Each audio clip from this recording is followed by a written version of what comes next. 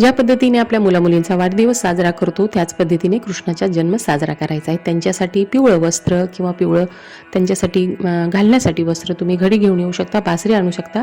आता मी तुम्हाला अगदी साध्या पण अगदी महत्त्वाच्या वस्तू सांगणार आहे. कृष्णाला नैवेद्य दाखवण्यासाठी लहानशी वाटी किंवा एक छोटीशी प्लेट आता तुमच्या सामर्थ्याप्रमाणे तुम्ही तांब्याची, पितळेची, चांदीची आणू शकता.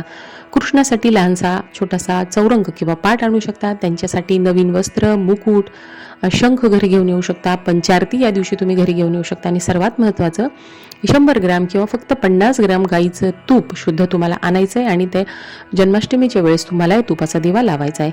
आता गोकुळाष्टमीला कृष्णाला प्रिय काही वस्तू आपल्याला घरी आणायचे आपल्या सर्वांनाच माहिती आहे, जसं की मोरपीस, गाय वासरूची मूर्ती, कृष्णाची मूर्ती किंवा फोटो आणि शंख.